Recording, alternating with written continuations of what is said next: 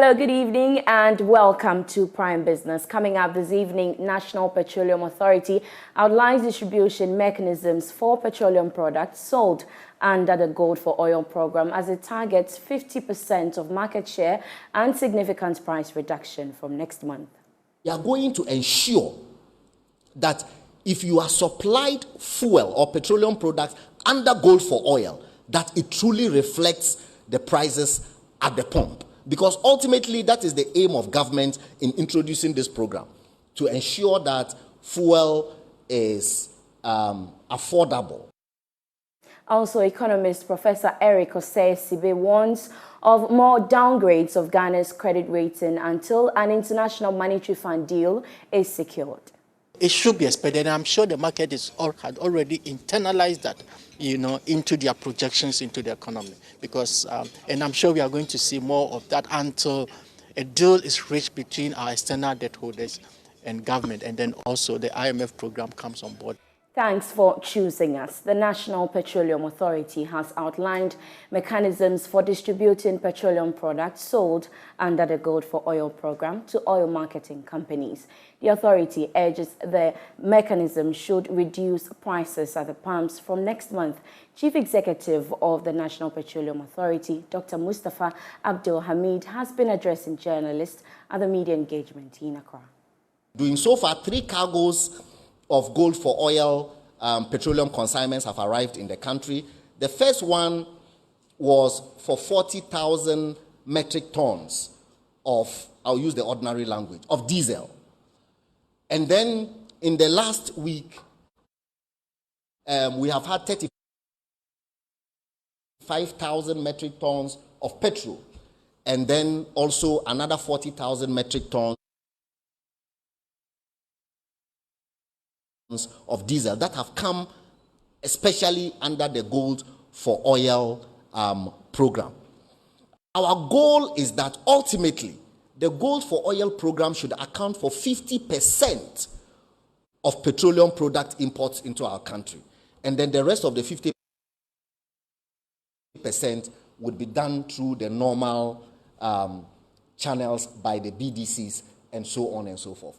But where MPA comes in as a regulator is that we are going to ensure that if you are supplied fuel or petroleum products under Gold for Oil, that it truly reflects the prices at the pump. Because ultimately, that is the aim of government in introducing this program, to ensure that fuel is affordable.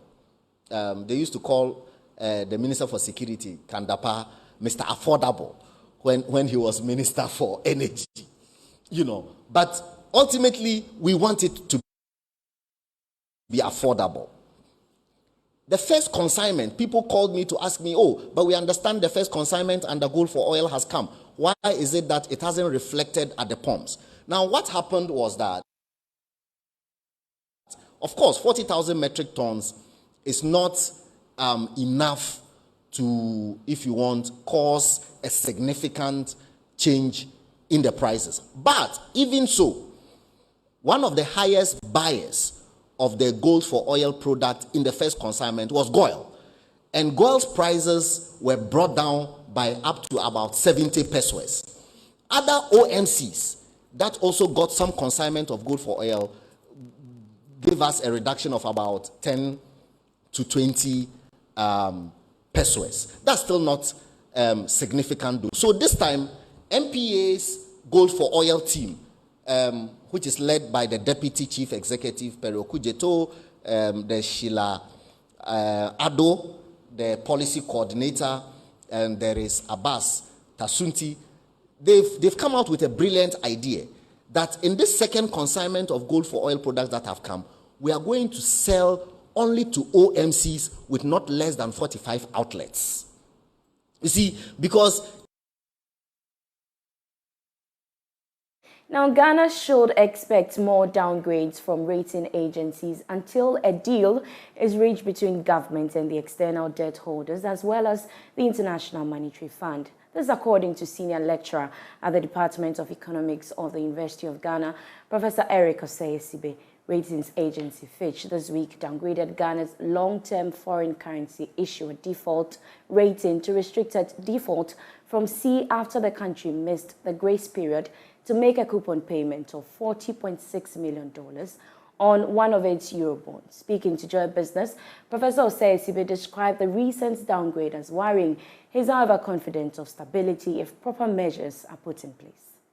It's not good. It's because, like I showed, once you're having this negative, information coming up, it tend to introduce noise into the system that can trigger some kind of attacks on your currency and all of that. But largely it has to be expected because once you are defaulting, government is suspending debt repayment, coupon repayments and all the other things, then you don't expect the Fitch to give any credit to that, right? Because the Fitch is reporting for businesses, is providing good insider information so that they decide where to put their money. So if they have given their money to you and you are not paying, it means that the default risk probability is high. So they will downgrade you, right? So it should be expected. And I'm sure the market had already internalized that, into their projections into the economy. Because, and I'm sure we are going to see more of that until a deal is reached between our external debt holders and government, and then also the IMF program comes on board, then we begin to see a reversal of this. But once we are in this difficult moment, such downgrades should be expected, especially when you are touching on debt and then defaulting to a large extent. You will see some of these things. Now, should we be worried? Of course, we have to be worried, but I'm saying the market is expectant of it, right? It's a path towards coming out of this difficult time. So I don't think the market will react so much to it because they know that this process is necessary. It's a necessary evil for us to come out of this quagmire because it's a precondition to securing the IMF loan. If we are able to do that and the IMF loan comes out, this confidence and credibility issues will come back and then we'll begin to make some recovery. Economist and lecturer at the University of Ghana Business School, Dr. Ejapoma Jakedako, has indicated that the upcoming election year will be a threat to the prudent measures government is putting in place to revamp the economy. Ghana has long suffered from extended budget deficits in election years as it overspends in a bid to win votes. Dr. Jakedako fears that history could repeat itself. She was speaking on the maiden edition of the 2023 Joy Business Thought Leadership Program.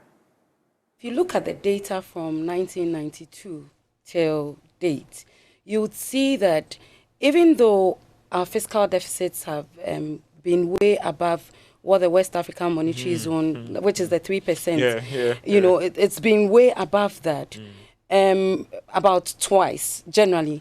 In election years, apart from 2004, you see that the average we've done is around 8.1%. So I don't see anything... I don't see that anything is going to be different next year because if you track the data, you would see that every election year we overspend. So even when we had IMF on our necks, we still overspent. Wow. It was minimal, but we still overspent. So the same thing is going to be happening next year. It's a threat to all the prudence that we are trying to get as far as our fiscals are concerned. I think that, as David has mentioned, we need to see clear commitment from the side of the government.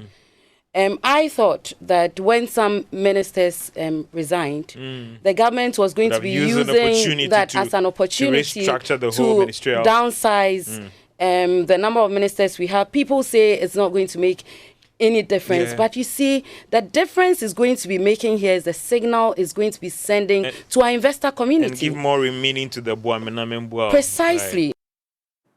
Now, Director of the Institute of Statistical, Social and Economic Research, ISE, Professor Peter Quartey, has expressed optimism Ghana's economy will bounce back next year, only if strict and prudent economic measures are put in place. Professor Quartey was speaking at the maiden edition of the Ghana National Chamber of Commerce and Industries National Dialogue Series on the impact of the domestic debt exchange program on Ghana's private sector. Here's more.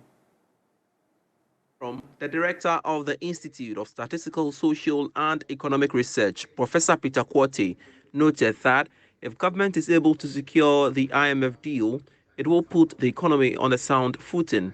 He was, however, quick to add that there are some eminent challenges government would have to quickly address in order to achieve its economic growth target. From the IMF, you engage them, they tell you, this is what I want you to do.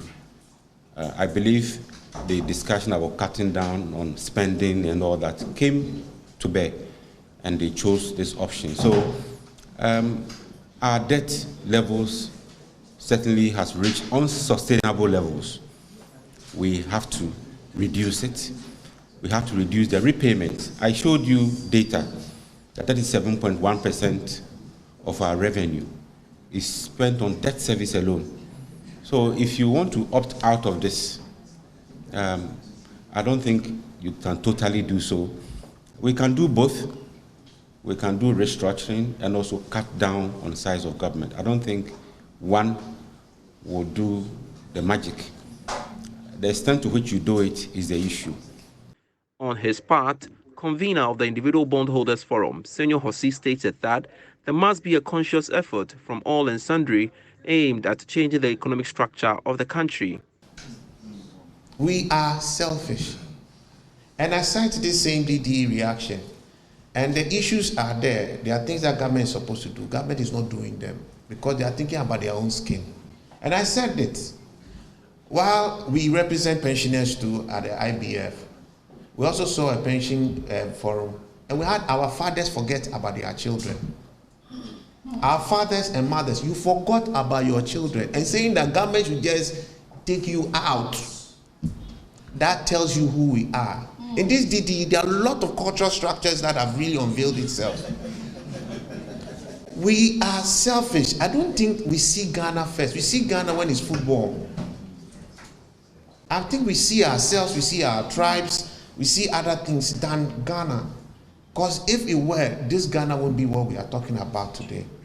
Meanwhile, President of the Ghana National Chamber of Commerce and Industry, Clement Seamwaku, tells Joy Business his outfit will be mapping out new strategies to cushion its members from the adverse effects of the domestic debt exchange program. We think that there are some windows that we have to look at and address them and keep our members strong to try and work hard, break even, and even if they can make some small profit for now, just to sustain their business, we have to look at it. As a chamber, I think we have been challenged that subsequent we need to even intervene earlier and move forward and address issues rather than even allowing it to happen, for which we did.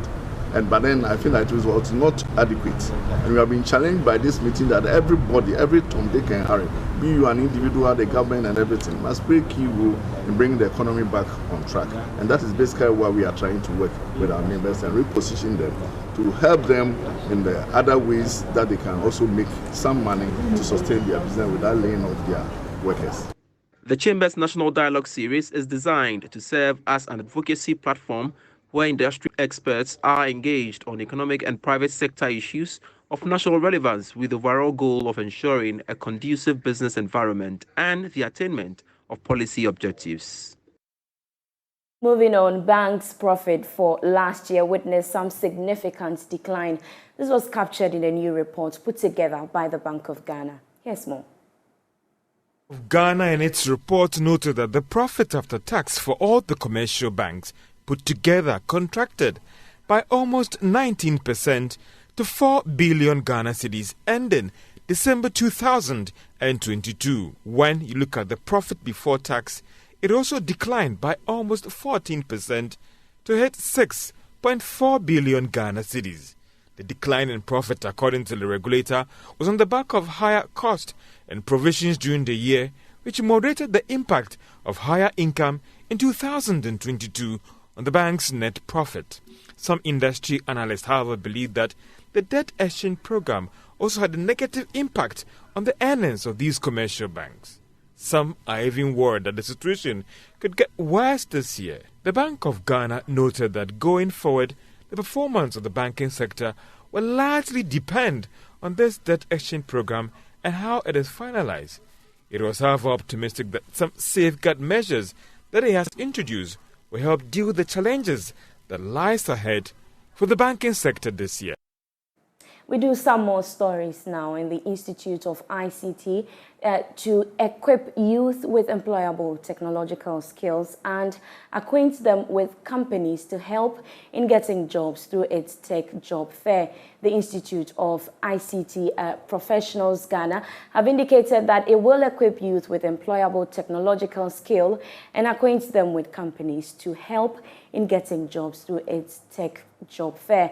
According to the Executive Director of the Institute of ICT Professionals Ghana, David Go, the fair will provide the youth with the opportunity to build business resilience to recover from shocks and adapt to potential damaging incidents. He spoke to Joy Business at the 2023 Tech Job Fair. Tech Job Fair is an annual event that brings together organizations, youth, and stakeholders to explore tech roles and help the youth to acquire jobs. Executive Director of the Institute of ICT Professionals Ghana, David Go, urged young entrepreneurs to build resilience in their business to effectively manage change and find solutions to new challenges presented by the changing world. It's a good platform. Now our young entrepreneurs must deploy technology in their business, and we are here as Institute of ICT Professionals to support them, to give them guidance, to give them mentors that can help them to do that. Moreover, we also think that government needs to support them. I know government has some initiatives, but we need more support. Create technology parks where they can come, have their laptops and be able to work, because office space is also very expensive. Get them tax reliefs and also soft loans that can help them develop their ideas into businesses. The Director General of the National Information Technology Agency, Richard Ochifosu, reiterated government's commitment to supporting the development skills in technology to help the youth to acquire jobs. To do an internship is important, okay? Internship, I once hired a young girl, first class degree holder in computer science. But when she came and worked for a bit, she realized it wasn't for her, so she left. So internship has a place. Volunteerism. I think if I'm a young person today and I don't have my own ideas of setting up a business, I can also go to a company that perhaps I like to work for and try and see whether I can offer my services as a volunteer. Trust me, if you do this once or twice, they will see the essence and maybe pay for your transport and all that. And before you know it, you're on a payroll. It's happened. It's happened in Ghana. I know people who went in to volunteer and now they are on full-time payroll. So it's a combination of factors. Project Manager for DigiCap Ghana, Hanan Shleman, asked young entrepreneurs to take advantage of networking to grow their businesses. Right, for us as a foundation, AFOS Foundation for Entrepreneurial Development Corporation, we supported 2 universities in Ghana via the project that we are implementing. That's a DigiCap Ghana project. And we supported these 2 universities in putting up what we call flex labs. So we've actually supported the universities with a lot of tech equipment, and also the internet was an issue. Networking was we often encountered that as a problem also at these universities. But I think gradually this will be getting better. And we need to make use of what we have. Sometimes you meet young people, it seems like they don't have access to things, but then they just make use of what they have and don't let that, let those challenges hold them back, but rather go with what is there, and not to lean back and find, get frustrated. This year's Tech Job Fair was launched under the theme Leveraging Technology to Create Inclusive and Sustainable Jobs. Government says it has consistently exceeded the set target of 6% for annual growth rates for the agricultural sector. According to the Ministry of Food and Agriculture, programs such as Planting for Food and Jobs, One District, One Factory, One District, One Warehouse have led to the annual growth of 6.3% for the past 5 years as compared to 2.7% in 2016. Speaking at the forum in Accra, head of business unit at the ministry, Jeremy Ajimang, indicated that the initiatives by government have led to significant growth in the sector. Mennonite Economic Development Associates, MEDA, in partnership with the Canadian High Commission and the Ministry of Food and Agriculture, organized a roundtable discussion. The discussion focused on highlighting solutions to the agri sector. Delivering the opening remarks on behalf of Chief Director of the Agric Ministry, Head of Agribusiness Unit at the Ministry, Jeremy Ajimang, stated that the sector has done significantly well despite the numerous criticisms.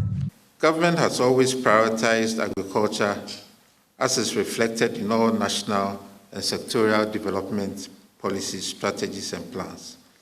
Targeted government action combined with the sector's potential have ensured that its annual growth rate has consistently exceeded the target set at 6% from 2017 to 2021. The success of the government's actions are obvious from the figures.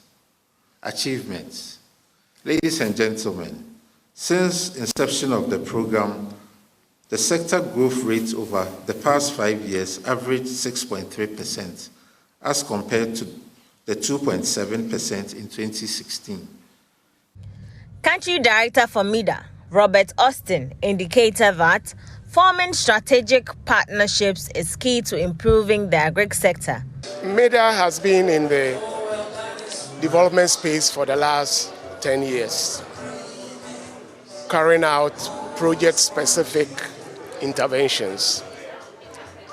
MEDA has also recently developed a new strategic plan, which calls for an effort to create sustainable, decent job in the agricultural sector. Now, this ambitious objective cannot be achieved by MEDA alone. We see, very importantly, partnership as critical to take this to scale.